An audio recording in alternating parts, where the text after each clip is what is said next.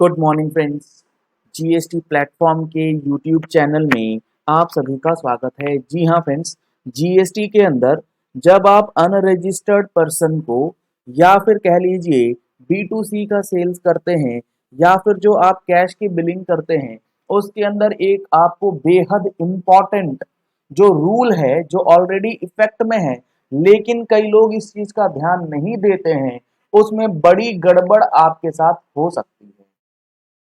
समझिएगा पूरा क्या सिचुएशन है और अकॉर्डिंगली आपको इनवॉइसिंग किस तरीके से करना जो है एज पर रूल्स जरूरी किया गया है।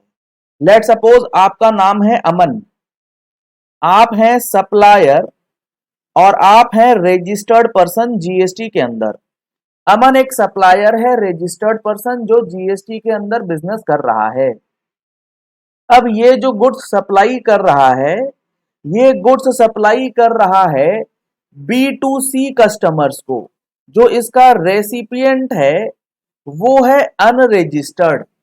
तो अब क्या होता है, आमतौर पे जब आपके पास कोई काउंटर सेल होती है तो उस काउंटर सेल की जो बिलिंग का प्रैक्टिस है, जो इनवॉइसिंग की प्रैक्टिस है, उसमें नॉर्मली हम लोग कैश लिख करके बिल दे देते हैं और वहां पर मान लेते हैं ये जो सप्लायर है, ये सप्लायर है लेट सपोज वेस्ट बंगाल का।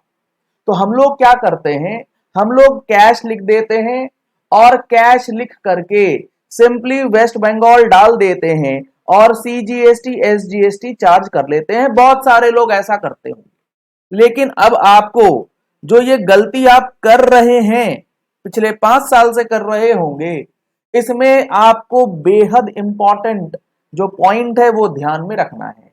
क्योंकि हमारे पास जो प्लेस ऑफ सप्लाई के प्रोविजंस हैं और टैक्स इनवॉइस से रिलेटेड प्रोविजंस हैं, ये एक बहुत ही इंपॉर्टेंट डिस्कशन आपके लिए लेकर के आते हैं। इसमें क्या है पूरा मसला, जो ये B2C है, जो ये परचेजर है, जो ये रेसिपिएंट है, अगर ये आपसे कह दे कि आप हमें गुड्स दे दो, आपने काउंटर सेल कर दिया, आपने डिलीवर कर दिया, अब ये रेसिपिएंट जो है इस गुड्स को लेकर के जाएगा खुद। ये ट्रांसपोर्टेशन जो है ये अब ये रेसिपिएंट खुद से करेगा। आपको मतलब ही नहीं है कि ये गुड्स लेकर के कहां जा रहा है, आपने तो काउंटर सेल कर दिया, आपने डिलीवर कर दिया। तभी तो आपने यहां पर वेस्ट बंगाल CGST SGST डाल करके एज पर सेक्शन 10(1)(c) में POS डिसाइड कर लिया कि location of goods at the time of delivery to the recipient, ये हो गई। लेकिन अगर ये इनवॉइस 50,000 रुपए से ऊपर का बनता है, मान लेते हैं आपने 50,000 रुपए से ऊपर का इनवॉइस बनाया, तो आप जब 50,000 रुपए से ऊपर का इनवॉइस बनाएंगे और उस 50,000 रुपए से ऊपर के इनवॉइस में सिर्फ ये लिख देंगे कि हमने जो माल बेचा है वो अनरजिस्टर्ड को बेचा है और उसकी डिटेल्स हमारे पास अवेलेबल नहीं है, क्योंकि रेसिपिएंट जो है ट्रांसपोर्टेशन खुद करेगा, हमें नहीं मतलब कि वो माल कहां लेकर के जा रहा है। तो हमारे लिए तो 10(1)(c) का जो प्रोविजन है वो लग जाएगा। और हम तो भैया 50,000 हो चाहे 5 लाख का माल हो, हम तो उसका POS CGST SGST same state में निकाल के छोड़ देंगे। ये आपका गलत डिसीजन हो सकता है, क्योंकि यहां पर आपको अब काम करेगा रूल 46, जो हमारा टैक्स इनवॉइस की बात करता है। और इस रूल 46 में एक बात लिखी गई है। वो बात क्या लिखी गई है, ये बात लिखी इस तरीके से गई है कि अगर आप टैक्स इनवॉइस बनाते हैं कितने वैल्यू का, 50,000 रुपए से ऊपर की वैल्यू का, 50,000 रुपए से ऊपर की वैल्यू का, तो उस केस में आपको अपने रेसिपिएंट का एड्रेस, उसका स्टेट, उसका नाम, ये सारा कुछ मेंटेन करना है। मतलब कि आपके पास एड्रेस ऑन रिकॉर्ड होना कंपलसरी है।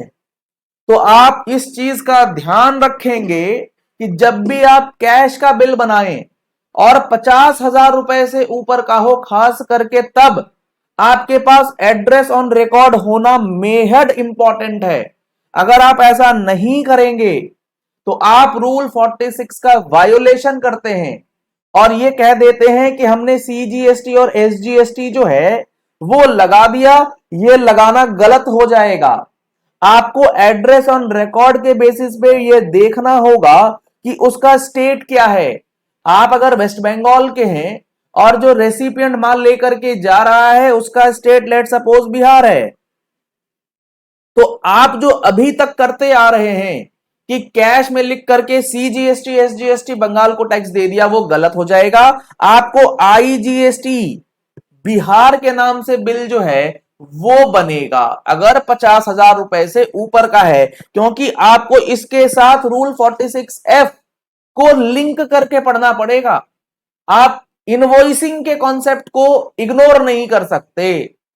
और अगर 50,000 से कम भी है और अगर कस्टमर कहता है कि नहीं मुझे तो बिल बना करके दो, उस केस में भी आपको एड्रेस ऑन रिकॉर्ड कि रेसिपिएंट माल कहां लेकर के जा रहा है, कौन से लोकेशन पे लेकर के जा रहा है, उस लोकेशन के आधार पे डिसाइड करना होगा कि प्लेस ऑफ सप्लाई जो है वो क्या बनती है।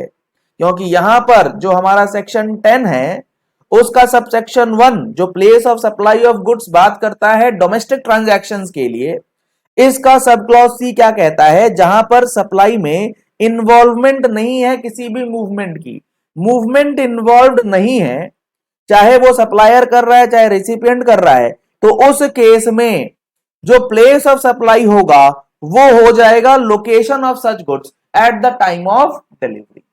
तो यहां पर चूंकि आपके पास जब आप माल सप्लाई कर रहे हैं तो रेसिपिएंट अनरजिस्टर्ड है, वो कोई डिटेल्स नहीं दे रहा है, तो 10(1)(a) के अंदर भी अगर आप जाएंगे तो यहां लिखा गया है where the supply involves movement. अगर रेसिपिएंट मूव करके लेकर के जा भी रहा है गुड्स, फिर भी आपको उसका डेस्टिनेशन पता तो होना चाहिए, तब तो आप उस डेस्टिनेशन स्टेट का POS डिटरमाइन कर पाएंगे। Whether by the supplier or by the recipient, the place of supply of such goods shall be the location of goods at the time at which the movement of goods terminate for delivery। तो चूंकि आपको main important emphasis यहां देना है कि आपको address पता करना है, लोकेशन पता करना है गुड्स का।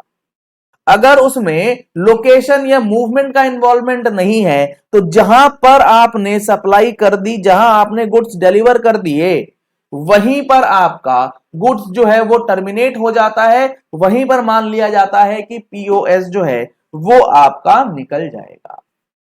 तो इस पॉइंट के अंदर अगर आप एड्रेस ऑन रिकॉर्ड नहीं मेंटेन करेंगे एज पर सेक्शन 31, तो आपकी इनवॉइसिंग जो है वो IGST ना हो करके CGST SGST जो है वो लग सकती है। और ये सारी चीजें हम लोगों ने अपने GST के प्रैक्टिकल फुल कोर्स में आपको काफी डिटेल में बताया है, और अभी हम लोग डिस्कस कर रहे हैं प्लेस ऑफ सप्लाई के प्रोविजन, जिसमें एक से एक इंपॉर्टेंट और बेहद इंपॉर्टेंट बात जो है आपके साथ डिस्कस करी जा रही है।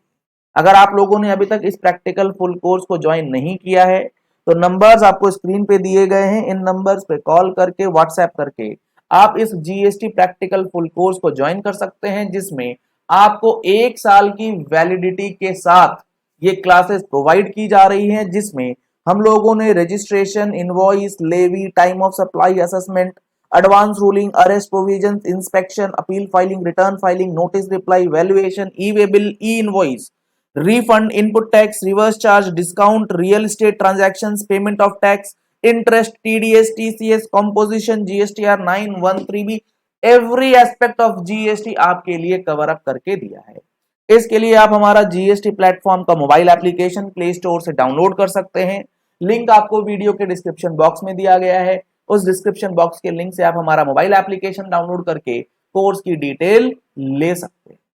तो आशा करते हैं आपको ये बिलिंग से रिलेटेड जो इंपॉर्टेंट प्रोविजन था, इन समरी सिंपल सी बात यह है कि अगर आप अनरजिस्टर्ड सप्लायर को माल बेचते हैं और वो अनरजिस्टर्ड सप्लायर ट्रांसपोर्टेशन खुद करके लेकर के जा रहा है, तो जब वो ट्रांसपोर्टेशन खुद करके लेकर के जाएगा तो ऐसा संभव है कि आपको नहीं पता कि वो गुड्स कहां लेकर के जा रहा है। जब आपको ये पता ही नहीं है कि गुड्स की टर्मिनेशन होनी कहां है, तो आप 10(1)(a) से नहीं लगा पाएंगे POS के प्रोविजंस। आपको आना होगा 10(1)(c) में, और 10(1)(c) ये कहेगा कि आपका जो पीओएस बनेगा वो बनेगा location of goods at the time of delivery. आपने तो डिलीवर कर दिया उसे, अब आपने कहां लेकर के जाना है एज अ रेसिपिएंट, वो आपको तब मालूम चलता है जब आप बिलिंग के ऊपर एड्रेस ऑन रिकॉर्ड लेकर के आते हैं इन टर्म्स ऑफ रूल 46। तो रूल 46 के साथ इसको पढ़ना बेहद जरूरी। इसी तरीके से सर्विसेज के केस में भी वहां तो बिल्कुल ही क्लियर है कि अगर आपका अनरजिस्टर्ड रेसिपिएंट है तो आपको जो है 50,000 से ऊपर के केस में एड्रेस ऑन रिकॉर्ड रखना जो है वो बेहद इंपॉर्टेंट हो जाता है।